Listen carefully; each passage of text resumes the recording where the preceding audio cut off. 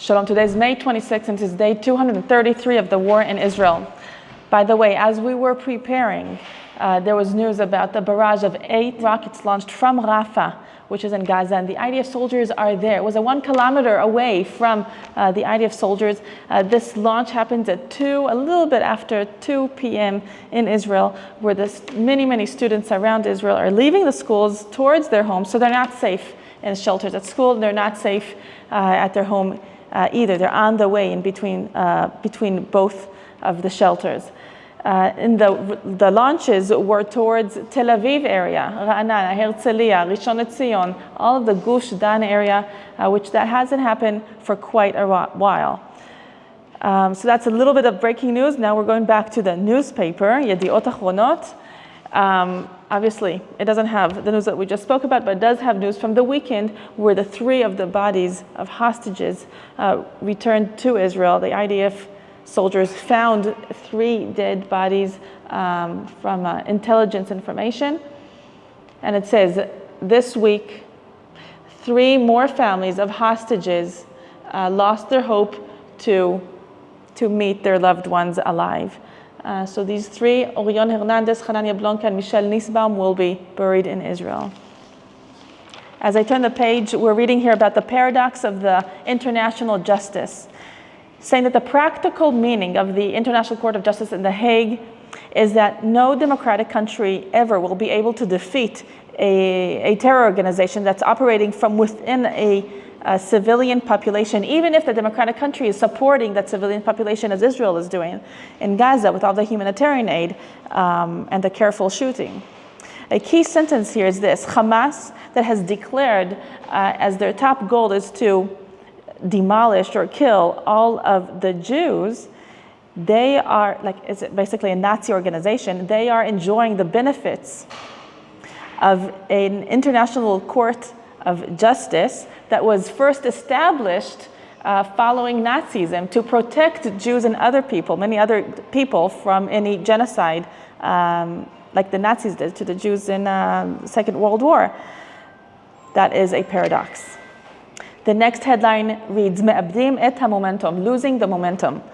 And this author is saying that all this legal case with the Hague is taking Israel close to a nightmare where she may have to stop completely the fighting while she hasn't yet taken all the hostages back, and she will never be able to. That's a nightmare scenario that may happen.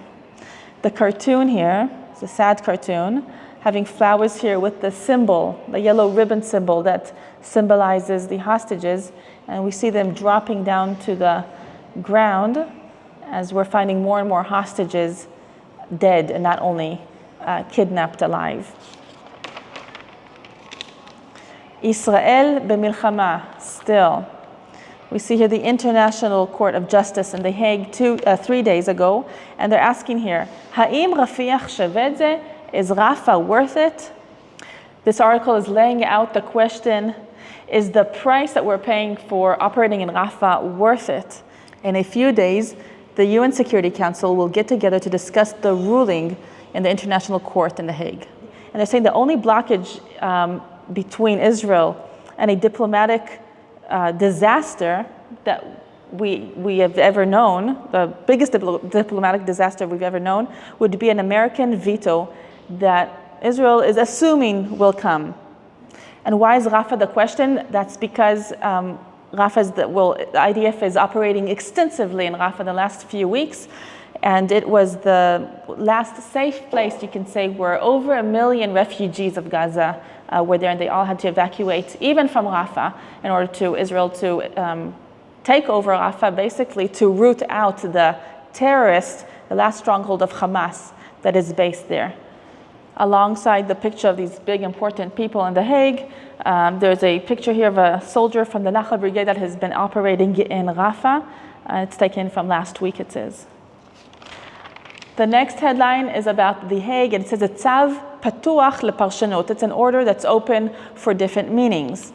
Israel is expected to use the vagueness that The Hague brought about in their order, they're saying Israel has to stop the attack, the military attack, and to stop any other operation that can cause a physical destruction of the Palestinian group.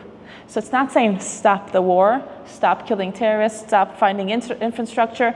They're saying don't cause any genocide, don't cause any action that will cause the Palestinian group to be destroyed. Israel has been doing that, by the way, but because it is vague, Israel is going to continue working in Rafah as long as it can and quickly. And here's some key points about the next stage, assumptions. One of them is that Israel will continue in its military operation in Rafah while keeping the international law. Next is the Palestinians and their supporters will turn to the UN Security Council and will try to cause them to force Israel to stop completely the war in all of Gaza, or at least just in Rafah.